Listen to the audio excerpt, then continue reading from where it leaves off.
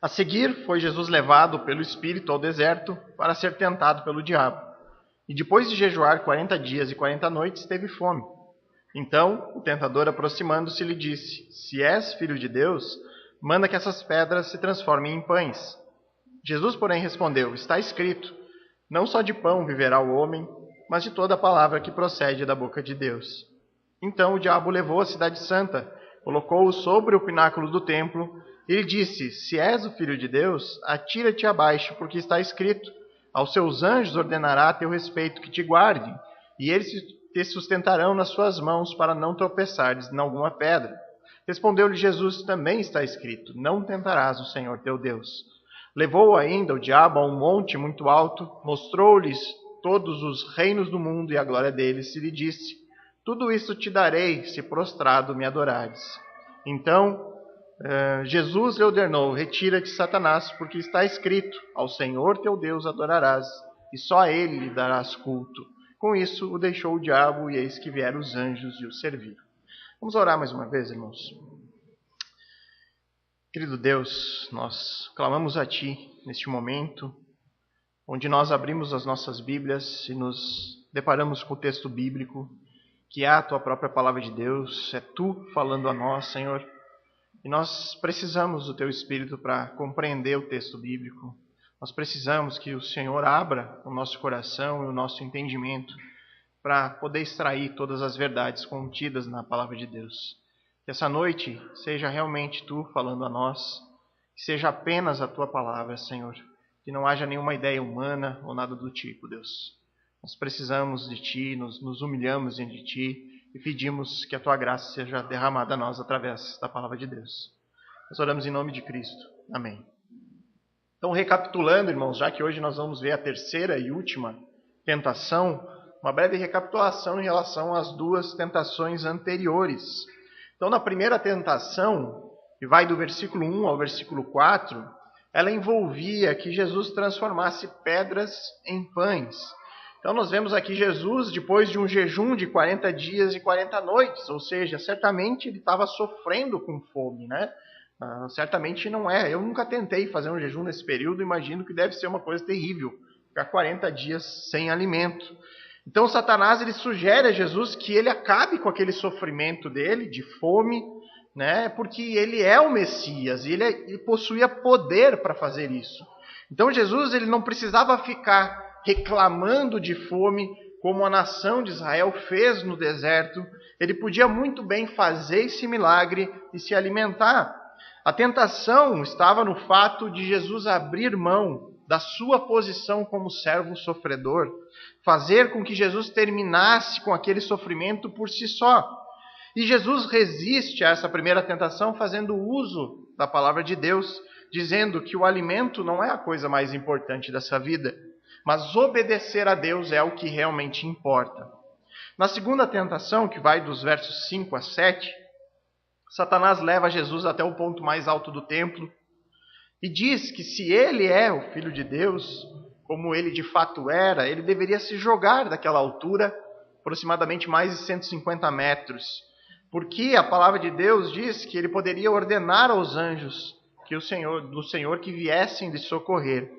Então o tentador aqui ele vai usar o Salmo 91 para testar Jesus, né? É como se ele estivesse provocando até mesmo o Senhor, dizendo: já que você obedece a palavra de Deus, já como você diz que é tão importante obedecer a palavra, então prove isso agora, porque a palavra diz que você pode dar ordem a anjos para te guardar. E é claro que Satanás ele vai usar o texto bíblico de maneira fora do seu contexto, né? E aí Jesus ele vai corrigir essa má interpretação do texto bíblico por parte de Satanás quando ele diz: mas também está escrito. Ou seja, você não pode interpretar um texto bíblico fora do contexto total das Escrituras. Há um outro texto bíblico que diz que não tentarás o Senhor teu Deus. Então Jesus ele não faria aquilo, ele não se jogaria, porque se ele fizesse aquilo seria colocar Deus em prova, seria testar a Deus, algo que a palavra claramente condena: não tentarás o Senhor teu Deus.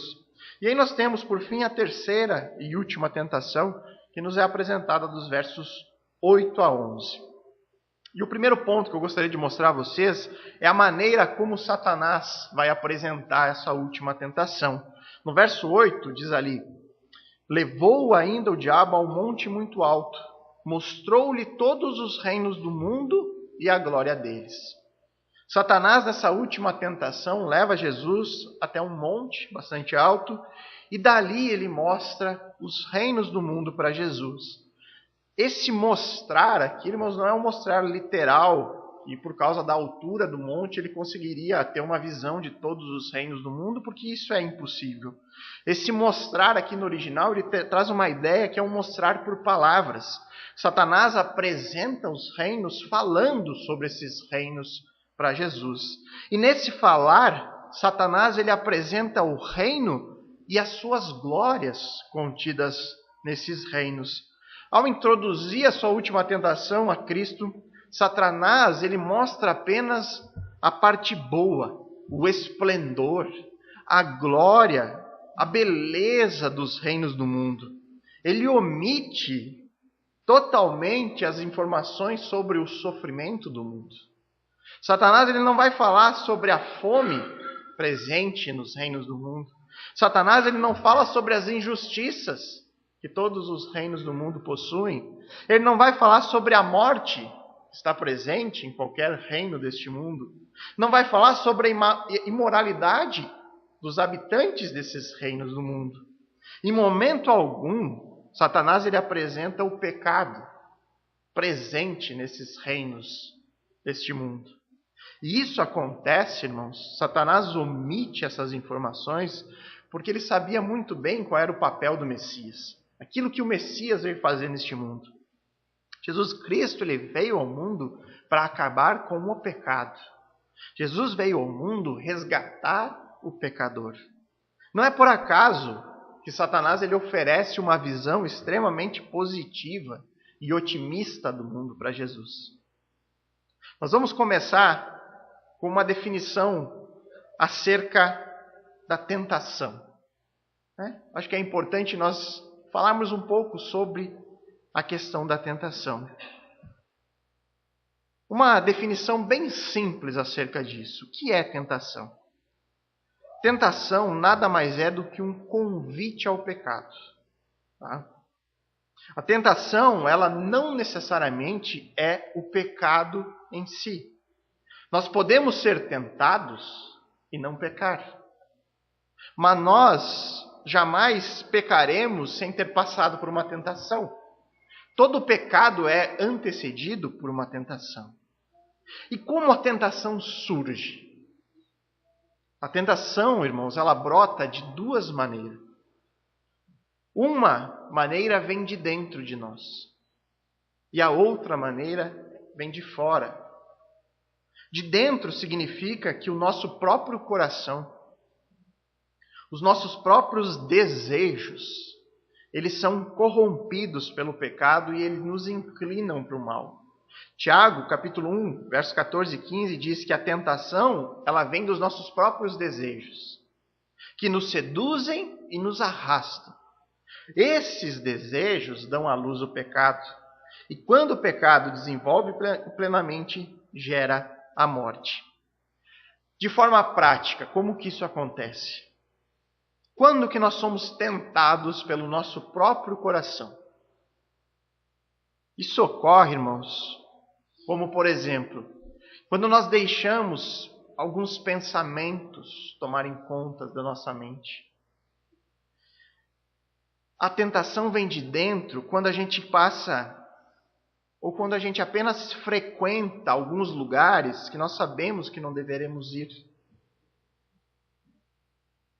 A tentação vem de dentro quando a gente acessa na internet materiais que nós sabemos que não deveríamos acessar. A tentação vem do nosso coração quando nós tomamos decisões que são baseadas pelos nossos sentimentos e não pela palavra de Deus. Esses são os convites que nós damos para o pecado entrar na nossa vida.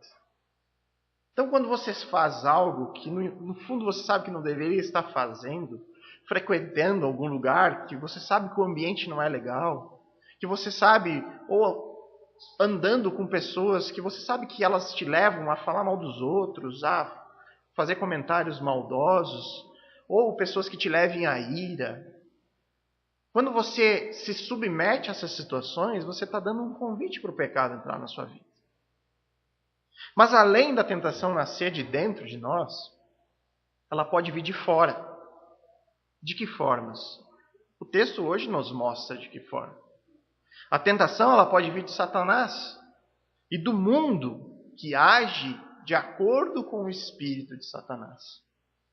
Ou seja, nós podemos ser tentados por um mundo, e entendam aqui, um sistema que vive sem levar Deus em consideração. Toda uma realidade que nós estamos inseridos, que tem Deus como seu adversário e não como seu Senhor. Satanás, ele tentou Adão e Eva lá no princípio da criação. Satanás, ele tentou a Cristo. Satanás, ele é o líder desse sistema que vive em rebelião contra Deus. E certamente nós seremos tentados por ele ou por esse espírito dele presente no mundo.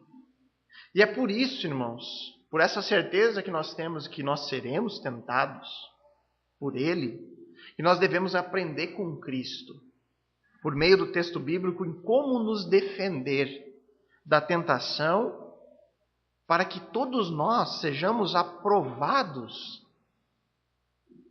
para que todos nós não caiamos no pecado, mesmo sendo tentados.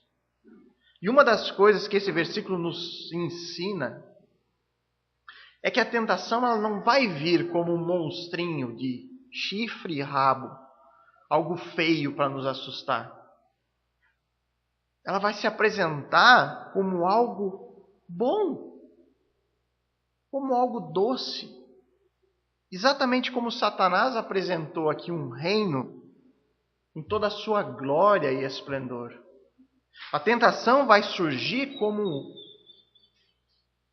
algo a satisfazer os nossos desejos. A tentação vai vir como algo a satisfazer as nossas necessidades. Nem que esses desejos e necessidades sejam apenas momentâneos. Por exemplo, o vício, seja qual for, ele traz prazer para a pessoa que é viciada. Mas esse prazer ele é momentâneo. Porque depois de ele dar prazer, ele cobra um preço. E esse preço normalmente é alto. Esse preço normalmente é a escravidão em um hábito que você não consegue se livrar. Só que, se nós ficarmos apenas na esfera dos vícios, que são pecados públicos, que são fáceis de a gente apontar o dedo e dizer, mas eu não cairia nisso. Não, esse tipo de coisa eu não faria. O que nós nunca podemos perder é a realidade de que a nossa natureza é inclinada ao pecado. E Paulo nos alerta isso em 1 Coríntios 10, 12. Ele diz, portanto, se vocês pensam que estão em pé, cuidem para que não caiam. Esse sentimento de estar em pé, de eu sou forte, eu não cairia nesse tipo de coisa, ele é extremamente perigoso. Se achar forte o bastante. Esse tipo de sentimento ele nasce de alguém que não compreende o que o pecado fez com o ser humano. O coração do homem, como diz João Calvino, é uma fábrica de ídolos. Você nunca pode confiar no seu próprio coração. Em todas as áreas da nossa vida, em qualquer área, nós temos a possibilidade de cair, de pecar. Nós podemos ser tentados até mesmo em questões da religião. Não foi assim com os religiosos do tempo de Jesus? Você pode até supor ter um relacionamento com Deus, Mas esse relacionamento com Deus ser baseado na sua frequência na igreja. Eu conheço a Deus porque eu vou todo domingo na igreja. Ou baseado no tempo que você gasta lendo a palavra, que é uma coisa ótima. Ou baseado no tempo que você gasta em oração.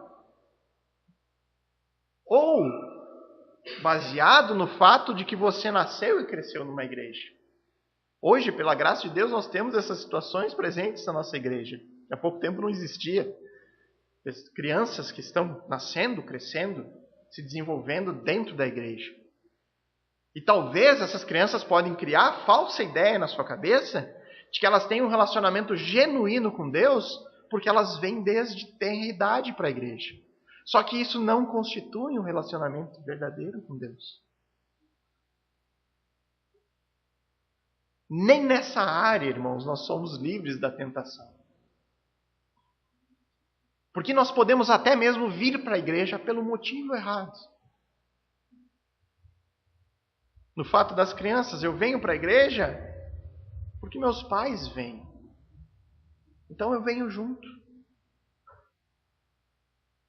Eu venho na igreja porque ali eu tenho boas amizades, eu gosto do pessoal da igreja, é um ambiente saudável. Eu frequento a igreja porque eu me sinto amado, eu gosto, tenho um acolhimento, as pessoas são legais comigo.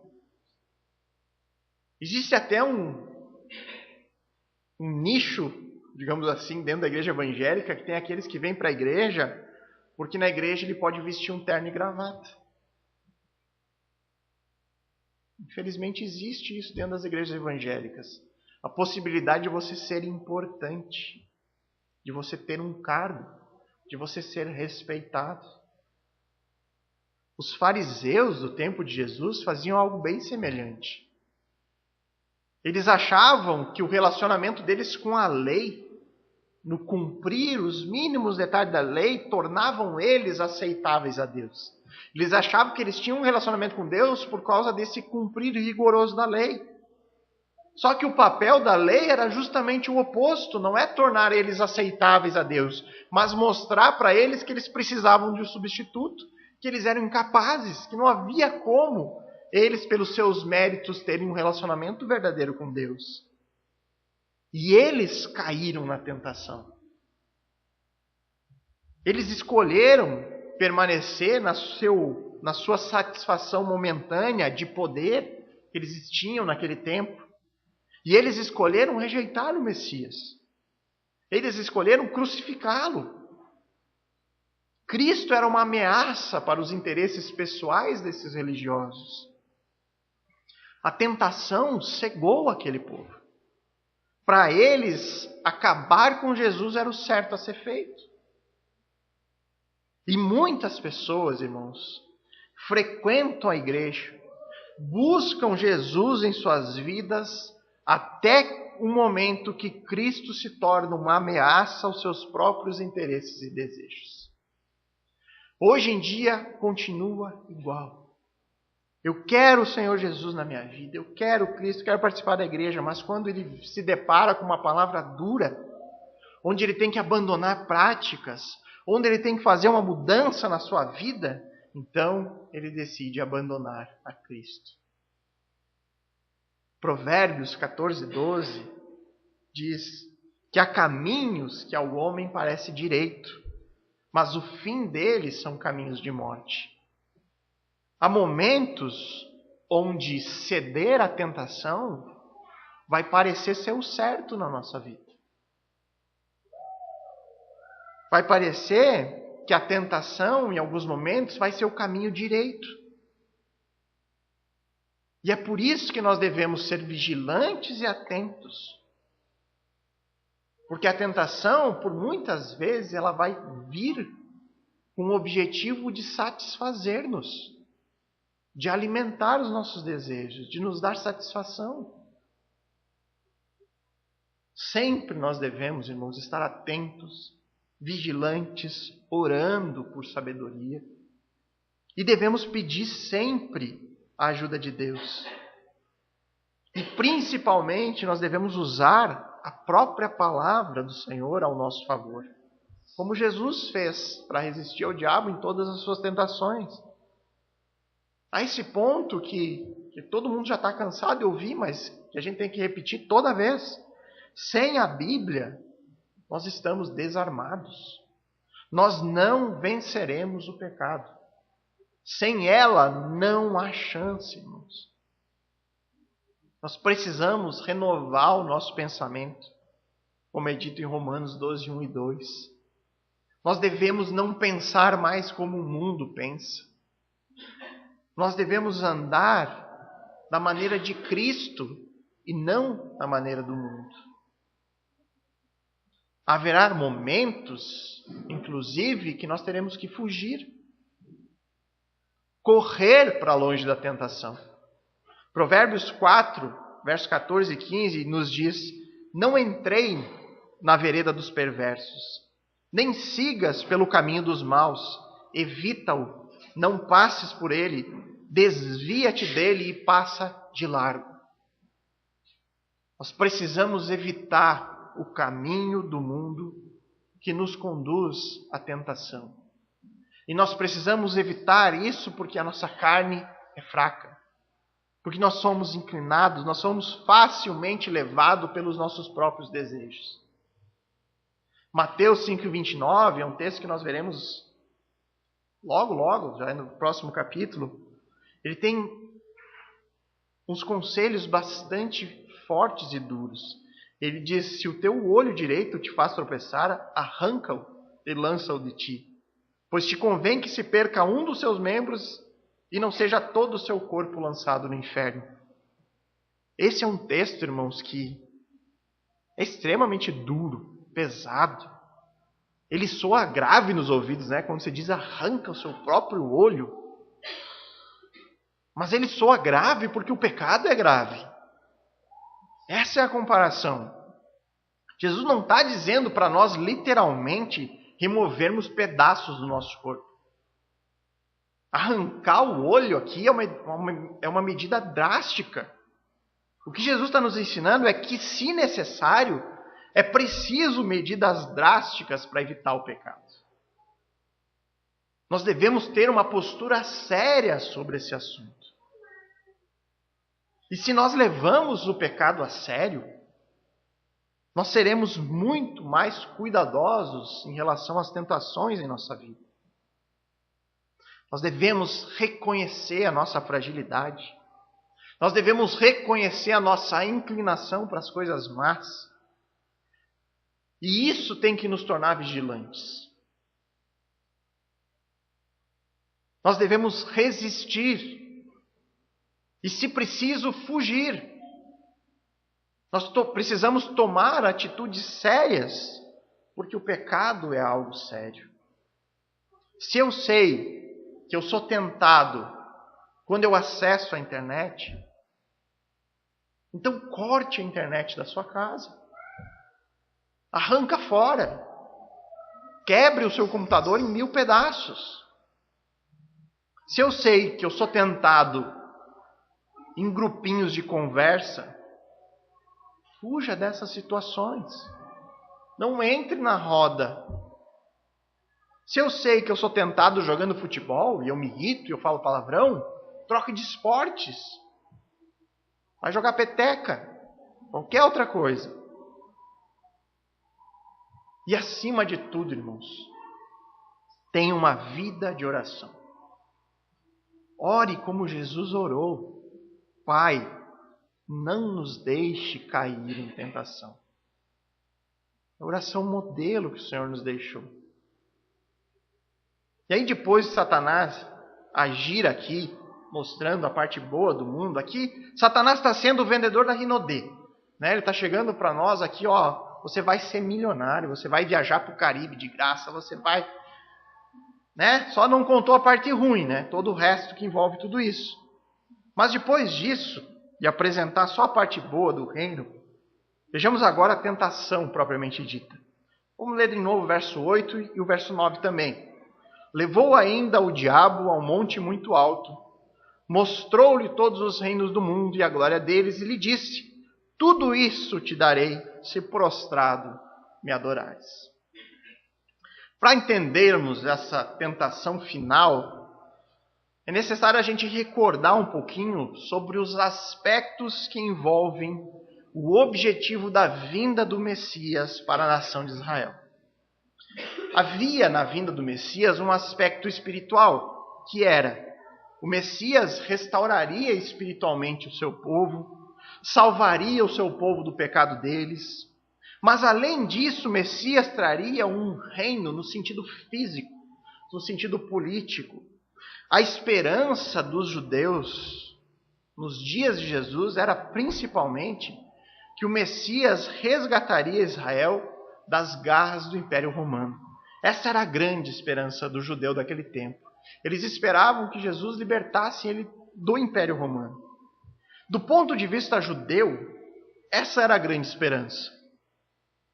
Tirando um pequeno grupo, um remanescente ali dentro que possuía a convicção do seu pecado, que possuía essa necessidade de um Salvador, os demais judeus, eles colocavam a sua segurança nos patriarcas. Eles diziam: por causa de Abraão eu vou ser salvo, né? Porque eu sou da descendência da nação escolhida por Deus. Então, por isso, a tentação de Satanás aqui, ela possui um foco nessa esperança política de um reino físico que seria inaugurado pela vinda do Messias. O tentador apresenta aqui os reinos do mundo, toda a sua glória, e oferece esses reinos a Cristo, com a condição que ele se prostrasse e adorasse a Satanás. Então, Satanás aqui está apresentando um atalho para Jesus, um caminho mais curto para Jesus obter o reino messiânico neste mundo. O diabo aqui ele oferece um reino genérico, uma espécie de interpretação própria do reino planejado por Deus, mas que possui uma grande vantagem. Há uma vantagem bastante grande nesse reino que Satanás está propondo para Jesus. Qual seria essa grande vantagem?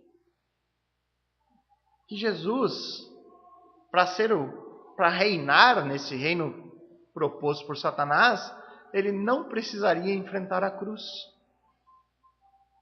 Satanás oferece um reino sem ter que trabalhar para construí-lo. Um reino sem risco de morte. Um reino sem ter que passar por sofrimento. Você alguma vez já ouviu a expressão: o fim santifica os meios? Provavelmente já, né? O resultado final é o que interessa, né? Não importa como nós chegamos no resultado final, mas o resultado é o que importa. O fim santifica os meios. Então é como a história de Robin Hood, né? Robin Hood é aquele cara que tira dos ricos para dar para os pobres. Então, o fim é ajudar os pobres. Então não importa se ele está roubando aquele dinheiro de alguém para fazer justiça, né? Afinal de contas, o fim santifica os meios. Então essa expressão, o fim santifica os meios, foi feita por Satanás. Ele é o autor aqui, essa é a proposta dele para Jesus. Você não veio para reinar, é como se ele estivesse dizendo para Jesus. Você não veio aqui para reinar, ter o seu reino messiânico? Você não veio para ter o seu reino neste mundo? Então eu estou te oferecendo isso. E estou te oferecendo sem sofrimento. Um reino onde você não vai precisar morrer, sofrer numa cruz. Estou te oferecendo um reino e você só precisa fazer uma concessão, uma única concessão. Você terá apenas que se prostrar diante de mim. Mas não esqueça, o fim justifica os meios. Você vai ter o seu objetivo final. Mas é claro, irmãos, que esse reino oferecido por Satanás, como eu falei antes, é um reino genérico. Porque por mais que Satanás ele seja na Bíblia apresentada como o Deus deste mundo, nós vemos isso em 2 Coríntios, capítulo 4, verso 4. A Bíblia diz que Satanás exerce influência sobre os reinos do mundo, mas ele faz isso dentro de limites. O mundo não pertence ao diabo. Deus é o dono de todas as coisas. Portanto, o melhor que Satanás podia fazer ali era criar esse reino fictício. E a proposta é tornar Jesus um Messias político. Tornar Jesus um líder militar da maneira que o povo judeu estava esperando. Esse reino, ele supriria as expectativas da grande maioria do povo judeu, que esperava Jesus como um líder político e militar que resgataria a nação do Império Romano. Esse último teste para Jesus estava em escolher o caminho mais fácil, o caminho mais simples para obter o seu reino aqui na terra. E essa parece ser uma tentação recorrente de Satanás. Nós também, irmãos, somos tentados dessa mesma forma. De procurar sempre o caminho mais fácil. Buscar atalhos para não ter que enfrentar sofrimentos ou dificuldades. E isso é em tudo em nossa vida, irmãos. Não é o sonho de todo mundo ganhar na Mega Sena? Ficar milionário sem ter que trabalhar? É o grande sonho, né? Nós temos essa visão de arrumar uma profissão, um emprego que eu tenha que trabalhar pouco e ganhar muito. É o que todo mundo quer. Quero algo que eu possa ganhar bastante dinheiro e não ter que trabalhar muito. Então o sonho das pessoas, da maioria, né, é concurso público, trabalho em banco, que são essas coisas que têm uma carga horária menor e têm um ótimo salário. Não que seja errado essas coisas, mas o propósito e a intenção do nosso coração é o quê? Não dá duro. Não tem que sofrer para ganhar o nosso pão diário, né? Não que não tenha que dar duro nessas profissões, né? Em termos de carga horária. Então vivemos um tempo onde, por exemplo, muitas pessoas hoje vivem vidas sedentárias. E me inclua nisso, né? A gente não tem o costume de cuidar da nossa alimentação, nossa saúde. E aí quando a gente se percebe que o troço está feio, né, eu preciso fazer algo com a minha vida, né? Eu quase infartei em dezembro jogando bola com os meninos aqui da igreja. E eu disse, não, esse ano eu tenho que fazer alguma coisa, porque eu não vou ver minhas filhas casar, não vou presenciar elas crescerem. E aí você pensa, vou começar. E aí vai um esforço danado para você conseguir trabalhar o nosso físico, a nossa boa forma, a nossa alimentação. Você precisa suar bastante, sofrer, trabalhar duro. Aí você se pesa lá, perdi 100 gramas. Né? Estou morto lá, exausto, a coisa não vai. Mas aí depois de um tempo de muito sacrifício, para você perder tudo aquilo que você conquistou, é 2 toques. Né? Passe 2 semanas em casa, né? No caso do John com a sogra, né? Se não se cuidar, Jonathan, logo tu vai, se cuide. Não é um problema, comida boa, né? À vontade, esse tipo de coisa. Então você perde 2 toques, todo aquilo que você batalhou, sofreu para conquistar. Por que você acha que existe um mercado tão grande para remédio de emagrecer? Porque as pessoas querem o quê? Suar? Correr? Gastar tempo fazendo exercício? Não, vamos para o caminho mais fácil. O que é mais fácil? Toma um comprimido e espera o resultado. É assim, irmãos. Outra área totalmente diferente, educação de filhos. Por que as pessoas da nossa geração, elas normalmente terceirizam a educação dos seus filhos para outras pessoas? O que nós mais vemos são pais contratando pessoas para cuidar dos filhos durante o dia ou coloca no colégio integral. Os pais tendem a terceirizar a educação dos seus filhos. Por quê? Há casos extremos onde necessário pelo sustento da família. Vamos generalizar. Mas na grande maioria das vezes você vê pessoas com alto poder aquisitivo optando por ambos trabalharem e optando por não estar junto na educação dos seus filhos. E isso acontece porque educar filhos exige esforço. Exige muito esforço, disciplina, acompanhamento diário. Tem que dedicar tempo. E aí nós optamos pelo atalho. Paga alguém para fazer aquilo que é a nossa função. Na vida espiritual, irmãos, não é diferente. Na vida espiritual é oferecido para nós vários atalhos para termos relacionamento com Deus. Você vai ter o atalho do espiritismo, você vai ter o atalho do budismo, do gnosticismo, vários outros atalhos, todos prometendo um tipo de relacionamento com um tipo de Deus. Todos prometem um reino, uma esperança, um futuro bom. Mas todos esses reinos oferecidos são reinos genéricos, como o que Satanás apresentou para Jesus. Um reino que não oferece redenção para o homem. O reino que Satanás ofereceu para Jesus não continha uma cruz. Esses reinos que são oferecidos por outras religiões também não nos oferecem uma cruz. Esses atalhos espirituais vão nos oferecer cuidar da sua vida espiritual. Vão te oferecer um relacionamento com a divindade. Mas eles não oferecem a solução para o maior problema da humanidade.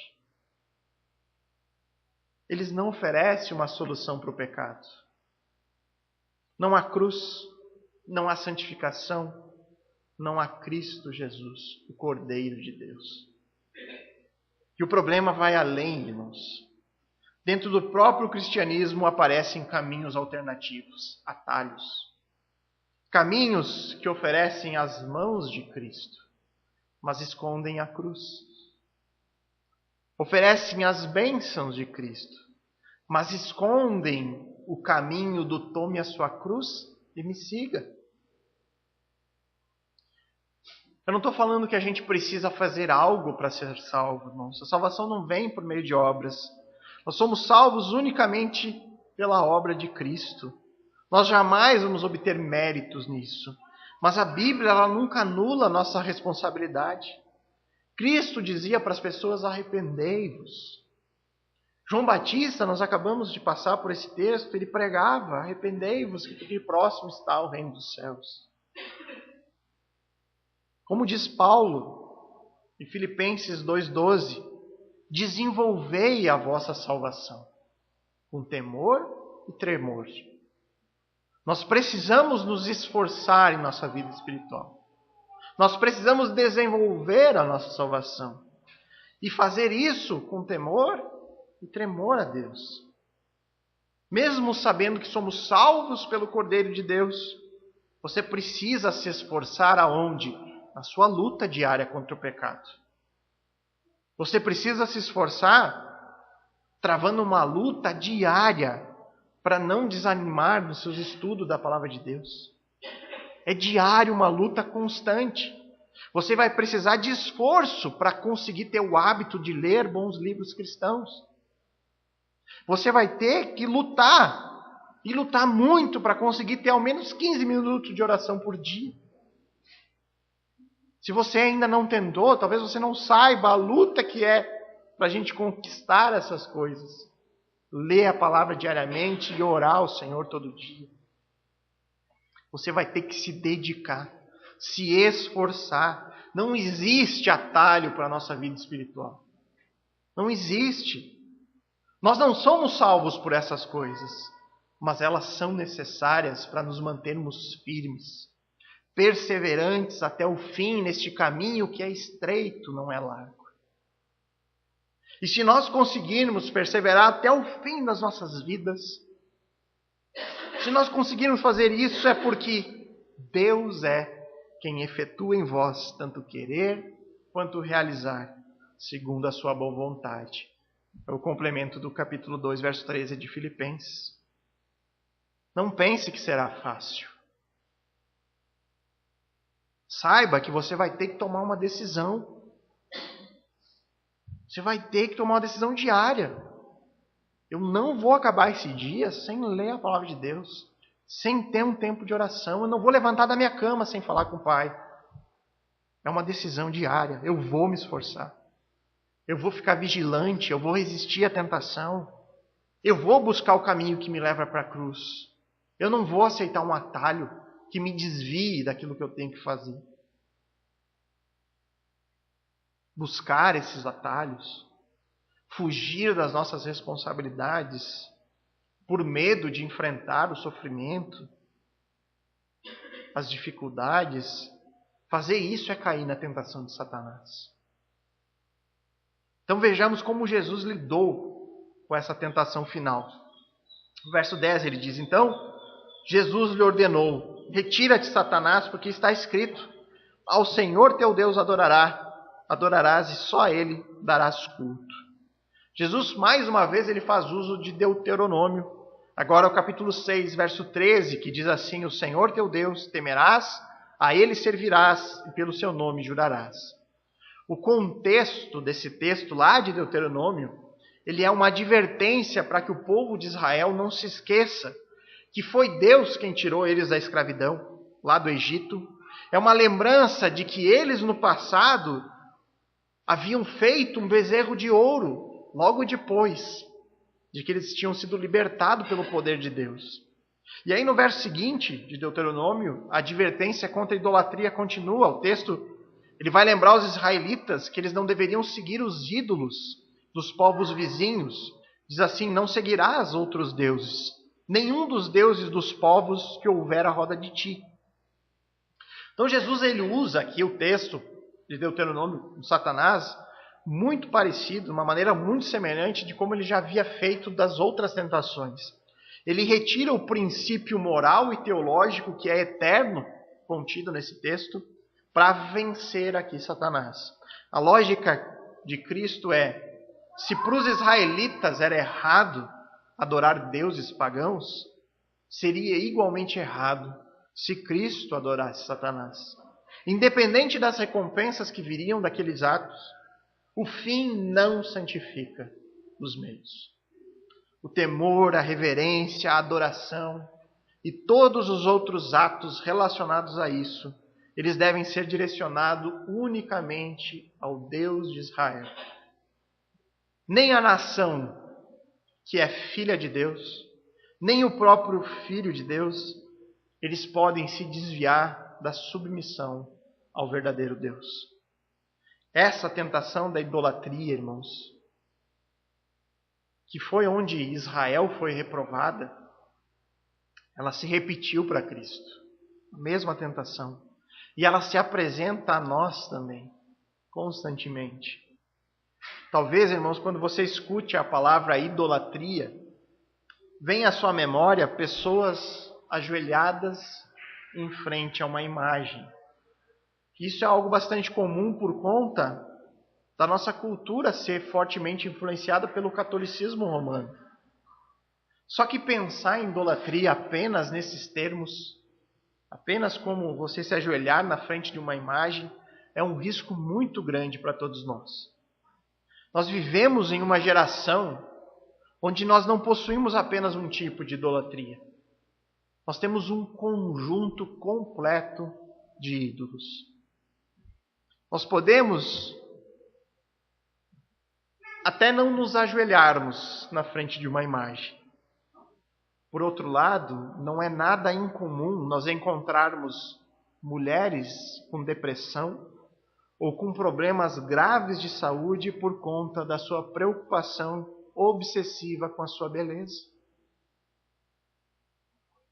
Nós podemos até não acender vela para nenhum santo popular, mas não é incomum nós vermos pessoas abrindo mão da sua família, abrindo mão da comunhão em uma igreja local para conquistar sucesso profissional e prosperidade financeira. Provavelmente, irmãos, nós não veremos um pastor seguindo uma romaria atrás de uma santa. Mas não é nada incomum nós ficarmos sabendo de casos de pastores envolvidos em escândalos de moralidade ou entrando no seu segundo ou terceiro casamento. O problema, irmãos, é muito mais profundo do que a gente fazer imagens de escultura. Em Ezequiel, capítulo 14, verso 3, Deus fala sobre os próprios anciãos de Israel, os homens sábios da nação de Israel. Ele diz, esses homens ergueram ídolos em seu coração. Como pode uma pessoa erguer um ídolo no seu coração? Como é possível? O sentido aqui dessas palavras é que o homem, ele pega coisas boas como uma carreira de sucesso, como relacionamentos amorosos, como bens materiais, como a própria família, e faz dessas coisas o seu bem mais precioso. O nosso coração coloca essas coisas que são boas em um altar, como se elas fossem o centro da nossa vida. E as pessoas fazem isso, irmãos, porque elas acham que essas coisas é que dão significado para a vida delas. Elas acham que através dessas coisas elas podem alcançar proteção, segurança, satisfação. Então, por definição, irmãos, um ídolo é qualquer coisa. E aqui quando eu digo qualquer coisa, é qualquer coisa mesmo que seja mais importante do que Deus na sua vida. Qualquer coisa que atraia mais a sua atenção, que ocupe mais o seu coração e a sua mente do que o Senhor. Se nós fizermos, irmãos, uma meditação sincera, profunda, talvez nós chegamos à conclusão que muitos de nós temos vários outros deuses em nossa vida. Pense por um instante. O que é tão central na sua vida, tão essencial, que se você perdesse, você acharia difícil continuar vivendo? Eu vou te ajudar um pouquinho mais para identificar os seus ídolos. Se você tem um ídolo no seu coração, você provavelmente gasta com esse seu ídolo a maior parte da sua paixão, a maior parte da sua energia, a maior parte dos seus recursos, tanto financeiros quanto emocionais. E você faz isso sem ver problema em fazer essas coisas. Você pode estar adorando a sua família, os seus filhos. Você pode estar adorando a sua carreira. Você pode estar adorando a vida financeira. Você pode estar em busca de respeito e reconhecimento social. Você pode estar adorando um relacionamento amoroso. Você pode colocar no altar do seu coração a sua própria beleza. Além de muitas e muitas e muitas e muitas outras coisas. Qualquer coisa em nossa vida pode assumir o trono do nosso coração. E é qualquer coisa mesmo, irmãos. Então, como eu falei, eu estipulei uma meta para esse ano, 2018, que era cuidar da minha saúde. E eu comecei a correr desde o dia 2 de janeiro. Comecei a me exercitar e a corrida virou algo interessante para mim. Você começa a se desenvolver quando você corre 5, 10 quilômetros.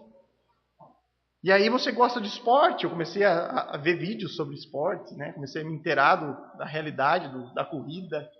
Ver sobre tênis e tal. E eu comentei com a minha esposa um dia, amor, é impressionante como em determinado momento dá um estalo. Cara, isso está virando um ídolo na sua vida, bicho. Você está gastando mais tempo com isso, está desejando mais o dia da manhã que você vai iniciar correndo, do que tempo com Deus, do que... Isso para ter uma noção como qualquer coisa mesmo pode se tornar um ídolo na nossa vida. Coisas que podem ser boas, e são boas. Na grande maioria das vezes são ótimas, mas que nós colocamos no lugar de Deus. Nós colocamos como prioridade principal em nossa vida. E eu tenho certeza, irmãos, que isso acontece com vocês como acontece comigo. Pode não ser na mesma área, pode não ser da mesma forma, mas isso acontece com vocês e eu tenho certeza porque isso faz parte da natureza humana. Faz parte daquilo que o pecado fez com nós. Nós fomos criados para adorar. Deus nos criou para adoração. Só que o pecado tirou Deus do seu altar. O pecado nos separou do nosso Criador. O pecado tirou o Senhor do trono do nosso coração. E se nós não nos voltarmos para Deus por meio de Cristo, alguma coisa vai se assentar nesse trono. Algo vai tomar o lugar do Senhor. Você vai adorar alguma coisa.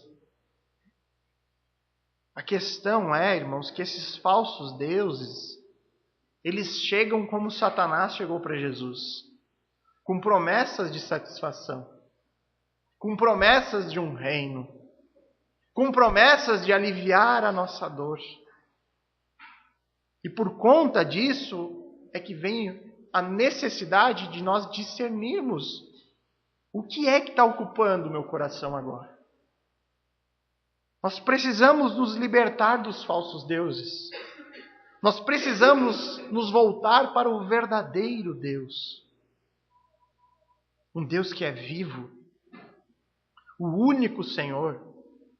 E nós precisamos fazer isso porque só Ele vai poder realmente nos satisfazer. Apenas Ele pode nos perdoar. Nós apenas seremos totalmente satisfeitos quando Deus ocupar o lugar que é dele por direito no nosso coração.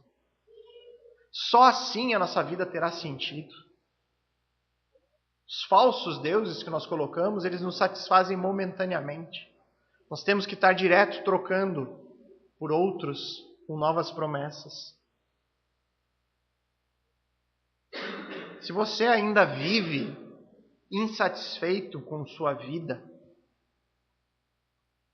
se você ainda vive, por exemplo, angustiado com a incerteza do futuro, eu não sei o que vai ser de amanhã, isso tira o meu sono. Se você ainda não encontrou o seu lugar neste mundo, eu não entendo por que eu estou vivo, a vida não tem sentido para mim. Talvez seja porque existe um falso Deus reinando no seu coração. Leve essa meditação a sério, irmãos. Pense sobre isso ao longo dessa semana que inicia. Peça para Deus mostrar a você. Peça em oração, Senhor, me mostra se tem algo ocupando o seu lugar na minha vida. E tome a decisão de abandonar todas as coisas que possam estar tomando o lugar de Deus. Se volte a Cristo com todo o seu coração, com toda a sua força. E faça isso porque disso depende a sua vida. Para encerrarmos, verso 11, com isso o deixou o diabo, e eis que vieram anjos e o serviram. Irmãos, no texto paralelo a esse de Lucas 4,13, Lucas vai nos dizer assim: quando o diabo terminou de tentar Jesus, deixou-o até que surgisse outra oportunidade. O conflito com Satanás mal começou para Jesus, nesse período da sua história terrena. Mas Jesus estabeleceu um padrão aqui. O padrão da obediência à palavra de Deus. O padrão da confiança no Pai. Cristo havia aprendido como resistir ao diabo. Conforme é dito lá em Tiago 4,7, se submetam a Deus, resistam ao diabo e ele fugirá de vocês. Jesus havia aprendido como resistir a Satanás. E Jesus havia resistido a acabar com a sua fome, transformando milagrosamente pedras em pães. Jesus havia resistido de se jogar do ponto mais alto do templo na esperança de conseguir a ajuda dos anjos do Senhor, que agora estavam o alimentando. Jesus resistiu a tomar o caminho mais curto, a pegar o atalho para herdar o reino neste mundo. Resistiu em pegar o caminho sem cruz, o caminho sem sofrimento. Jesus resistiu em desobedecer. Jesus, ele inicia o seu ministério terreno, escolhendo o caminho da obediência. Jesus está aqui iniciando o seu ministério, cumprindo a Escritura. O meu desejo, irmãos, e oração final aqui, é que Deus nos ajude a seguir o exemplo de Cristo, resistindo às tentações da vida, porque elas virão. Diariamente elas vão se apresentar a nós com promessas de satisfação. Que Deus nos ajude a resistir a elas. Nos ajude a ser obedientes em tudo, independente do custo que isso vai nos causar. Por isso, irmãos, porque fazer essas coisas, segundo o texto, ser obediente ao Pai, é o que mais importa neste mundo. Nada é mais importante do que a obediência. Nada é mais importante do que sermos servos obedientes a Deus até o fim. É essa a grande mensagem do texto da tentação do Senhor Jesus. Vamos orar, irmãos.